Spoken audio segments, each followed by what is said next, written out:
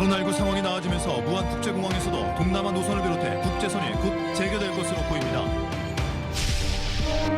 13년 동안 워크아웃 중이던 대한조선이 매각됩니다. 직원들의 고용 불안 해소는 물론 지역경제 활성화도 기대됩니다. 전남 지역의 초여름 날씨가 이어지면서 전라남도가 폭염 위기경보 관심 단계를 발령하고 예방대책 마련에 들어갔습니다. 지방선거를 앞두고 목포 MBC가 단체장 후보들의 공약과 지역 현안을 점검하는 순서를 마련했습니다. 오늘은 강진군수 선거입니다. 여러분 안녕하십니까? 목포 MBC 뉴스데스크입니다. 코로나19 상황이 나아지면서 요즘 홈쇼핑마다 해외여행 상품 판매가 줄을 잇고 있는데요. 무안국제공항에서도 곧 동남아 노선부터 전세기가 뜰 것으로 보입니다. 문현철 기자입니다. 지난 4월 국토교통부가 무안국제공항의 국제선 운항을 허가했습니다. 베트남 다낭에 제주항공과 베트남 항공사가 각각 전세기를 띄울 예정입니다. 이 밖에도 베트남 나트랑과 달락, 몽골 울란바토르 노선도 운항 허가를 전제로 여행 상품이 판매되고 있습니다. 태국 방콕과 필리핀 마닐라 노선도 협의가 진행 중인 것으로 알려졌습니다. 앞서 국제선 재개의 가장 큰 걸림돌이었던 무안공항의 CIQ, 이른바 세관, 출입국 검역 준비도 마쳤습니다. 7월 베트남 다낭을 시작으로 동남아와 몽골 노선의 운항이 번물 터지듯 한꺼번에 재개될 전망입니다. 전라남도는 전세기 운항 지원을 대폭 늘리고 방역 대책을 마련하는 등 국제선 재개에 발빠르게 대처하고 있습니다. 단기 체류 외국인에 대한 임시 생활시설 등을 준비하려고 하였고 금년 말까지 공항 활성화를 위해 한시적으로 국제선 부정기편에 편당 200만 원씩 지원할 계획입니다. 지난 2020년 3월 이후 국제 노선이 끊겼던 무안국제공항. 그동안 주차장 확장과 청사 리모델링, 시설 재배치 등을 마치고 2년 반 만에 국토서남권 관문공항으로 재도약에 나섭니다. MBC 뉴스 문현철입니다. 13년 동안 기업 개선 작업, 이른바 워크아웃 중이던 대한조선이 매각돼 새로운 주인을 찾았습니다. 직원들의 고용 불안이 해소되고 회사의 경영 정상화로 지역 경제 활성화도 기대됩니다. 박종호 기자입니다. 지난 2004년 문을 연 대한조선입니다. 2008년 첫 배진수를 시작으로 지역을 대표하는 조선업체로 성장했습니다. 하지만 조선업 불황 장기화로 지난 2009년 기업 개선 작업, 이른바 워크아웃에 들어갔습니다. 산업은행 등 채권단이 매각에 나섰지만 인수자를 찾지 못해 결국 2011년부터 대우조선해양이 위탁 경영해 왔습니다. 신규 투자가 없다 보니 회사 운영이 어려웠던 대한조선은 결국 인력 감축과 직원들의 임금 반납 등을 통해 버텨왔습니다. 다행히 최근 KHI그룹이 2천억 원 규모의 투자 유치를 약속했고 계약금 10%를 납입했습니다. 자본 잠식 상태였던 회사는 채권단의 출자 전환으로 숨통이 트이게 됐습니다. 직원들의 고용 불안도 해소될 전망입니다.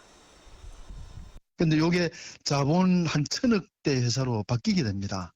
큰 거는 이제 재무 구조가 획기적으로 개선이 되는 거고요. 우리 직원들에 대한 고용 불안이었거든요. 계속 구조 조정하고 뭐 이랬는데 이제 그게 해소가 됩니다.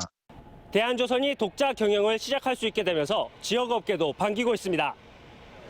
그동안 대한조선은 워크아웃 상태에 있기 때문에 근로자들 임금이나 우리 공사대금이 제때 지급이 안 될 때가 많았습니다.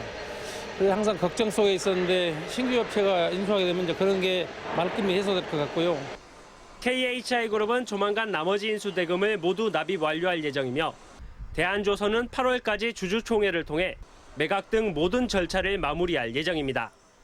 MBC 뉴스 박종호입니다. 전라남도가 폭염 위기경보 관심 단계를 발령하고 폭염 특별 전담 조직을 구성했습니다. 올여름 이상기후로 폭염 강도가 거셀 것으로 예상됨에 따라 폭염 피해를 줄이기 위한 5대 전략 17개 중점 과제를 정하고 특히 농업 현장과 야외 공사장 등지의 폭염 특보 시 행동 요령 등을 홍보하기로 했습니다.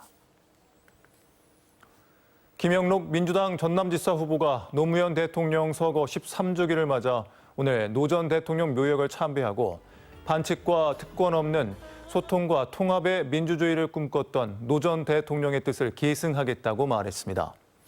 김영록 후보는 또 권양숙 여사를 예방한 자리에서 노 전 대통령의 정신을 이어받아 이번 선거에서 압도적으로 승리하겠다고 다짐했고, 이에 권 여사는 전남 발전의 밑거름이 되기를 바란다고 덕담했습니다. 후반기 국회 농해수 위원장 자리를 전남 지역 국회의원들이 사수해야 한다는 여론이 커지고 있습니다. 전반기 국회에서 더불어민주당 소속 농해수위 위원 7명 가운데 전남 지역 국회의원 5명이 포진돼 야당이 된 민주당의 호남 구심점을 위해서라도 농해수 위원장 자리는 전략적으로 전남 출신에 배정해야 한다는 요구가 나오고 있습니다. 현재 국회 18개 상임위원회 가운데 호남 출신의 위원장은 한 명도 없는 실정입니다.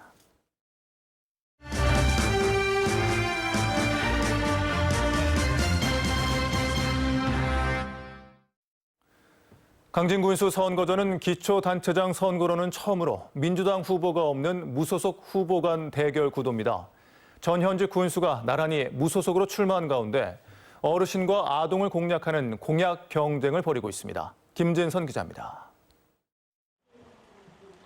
금품 제공 의혹으로 민주당 공천이 취소되자 경선에 나섰던 강진원, 이승옥 후보는 무소속으로 강진군수 선거전에 뛰어들었습니다. 선거운동은 양 후보 모두 파란 물결 일색, 여전히 민주당에 대한 애정을 강조하고 있습니다. 민주당 결정으로 인해서 어쩔 수 없이 무소속으로 출마할 수밖에 없는 상황이 왔습니다.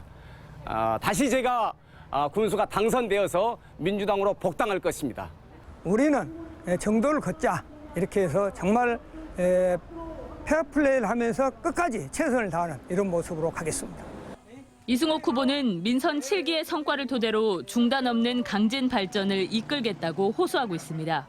공약은 강진 제2산단 조성, 농특산물 직거래 매출 2천억 원 달성, 체류형 관광시설 개발 등 미래 기반 조성에 집중하고 있습니다. 특히 65세 이상 어르신들에게 매년 어버이날 30만 원의 효도 지원금, 0세부터 7세까지 월 50만 원의 아동수당을 약속했습니다. 우리가 기존에 하고 있는 예산들을 1%씩만 전략을 해도 그런 예산은 충분히 마련할 수 있다고 봐집니다. 그래서 그런 전 대책은 가지고 추진하고 있다는 말씀을 드립니다. 민선 6기 강진군수를 지냈던 강진원 후보는 자신이 추진했던 푸소와 생태공원 조성 등 창조적 사업이 다시 필요한 시기라고 강조합니다. 공약으로는 소상공인진흥재단 설립, 카페식 제2도서관 건립 등 국민들을 도울 새로운 사업들을 제시했습니다. 강진원 후보 역시 70세 이상 어르신들에게 연 50만 원의 건강 지원 수당을, 취약전 아동에게 월 50만 원의 유아 수당을 약속하고 나섰습니다. 이러한 예산을 충분히 마련될 수 있도록 국비 예산 확보 최선과 지방 예산을 효율적으로 집행해서 이러한 예산을 충분히 마련할 수 있다고 생각합니다. 두 후보 모두 대상과 금액의 차이는 있지만 사실상 어르신과 아동수당 대폭 확대를 약속한 만큼 당선 뒤 예산 확보가 관건입니다. 민주당 경선이 곧 본선이었던 만큼 빨리 결론 날 것으로 예상됐던 강진군수 선거. 전현직 군수가 무소속으로 맞대결하면서 전남 지역 최대의 격전지로 떠올랐습니다.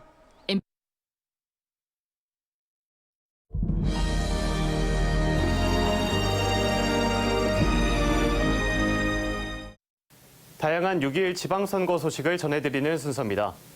정의당 여인도 목포시장 후보가 공약보다 먼저 최우선 실행 과제로 불통행정 철폐를 선언했습니다. 여인도 후보는 불통행정 철폐를 위한 실행 방안으로 1층 출입구에 열린 시장실을 마련하고 시민 배심원제 확대와 분야별 소통함 구축, 대규모 사업 추진 시 시민 공론화 과정 필수 실행 등을 제시했습니다. 최옥수 후보 등 민주당 무안지역 지방선거 후보자들이 공동실천 공약 1호를 발표했습니다. 11명의 후보들은 정책협의회를 통해 코로나19 재난지원금 전 국민 30만 원 지급을 공동실천 공약 1호로 선정하고 특히 제9대 군의회 1호 안건으로 의결해 재난지원금을 즉시 지원하기로 했습니다. 김대중 전남교육감 후보와 이정선 광주교육감 후보, 서거석 전북교육감 후보 등 3명이 민주혁신교육을 위한 정책연대에 합의했습니다. 김대중 후보 등은 이제 12년 진보교육을 넘어서는 혁신이 시작될 것이라며 자신의 노력과 재능으로 꿈을 이루는 교육, 상생과 협력으로 교육적 가치를 실현하는 학교를 만들겠다고 밝혔습니다. 더불어민주당 우승희 영암군수 후보가 전체 인구의 30%에 달하는 청년들을 위한 다양한 정책을 약속했습니다. 우승희 후보는 대표적인 청년 정책 공약으로 청년 정책 지원팀 신설과 청년 주택, 타운하우스 조성, 청년 기금 설치, 그리고 지역 대표 고교 육성 등을 공약으로 제시했습니다. 지금까지 지방선거 이모저모였습니다. 전라남도 선거관리위원회가 6월 지방선거와 관련해 중증 장애인과 교통 불편 지역 선거인을 위해 투표장까지 교통 편의를 제공합니다. 도 선관위는 휠체어를 실을 수 있는 이동 편의 차량 50대를 사전 투표일인 오는 27일과 28일, 그리고 선거일인 6월 1일 운영할 예정이며 선거일까지 각 시군 선관위에 신청하면 이용할 수 있습니다. 휴일인 어제 광주와 전남에서 신규 코로나19 확진자가 751명 발생했습니다. 방역당국에 따르면 전날 광주에서 342명, 전남에서는 409명이 코로나19에 감염됐습니다. 광주와 전남 지역 모두 지난 2월 6일 이후 약 100일 만에 나란히 500명대 아래로 내려왔습니다. 지난해 총파업 이후 CJ 대한통운 노사 합의가 완료된 지 83일 만에 택배 노조가 다시 경고 파업에 들어갔습니다. 전국 택배노조 광주 전남 지부는 기자회견을 열어 지난 3월 2일 노사 합의 이후에도 여전히 370여 명의 택배기사가 계약 해지 상태에 내몰려 있거나 표준 계약서를 작성하지 못하고 있다며 파업을 결정했다고 밝혔습니다. 택배노조는 이 같은 문제가 해결되지 않을 경우 파업의 수위를 높일 수밖에 없다며 강력한 투쟁을 이어나가겠다고 밝혔습니다. 오늘 아침 7시 20분쯤 영암군 서영암 나들목 인근 고속도로에서 25톤급 트레일러가 승용차와 부딪힌 뒤에 도로 밖 20m 아래로 추락했습니다. 다행히 인명피해는 발생하지 않은 가운데 경찰은 트레일러가 차선을 변경하다 사고가 난 것으로 보고 운전자 등을 상대로 정확한 사고 원인을 조사하고 있습니다. 진도군의 2022년산 물김 생산량의 10만 1,000톤, 판매액은 1,078억 원을 기록했습니다. 이는 지난해보다 생산량은 14%, 판매액은 19% 증가한 것으로 관도군에 이어 전국 2위의 명성을 이어갔습니다. 진도군은 지난해 판매액 기준 전국 1위를 기록했지만 지난해 10월 수온 상승과 이빠디 돌김 작황 부진으로 다소 어려움을 겪었습니다. 3년 만에 열린 제61회 전남체전에서 개최진 순천시가 종합 우승을 차지했습니다.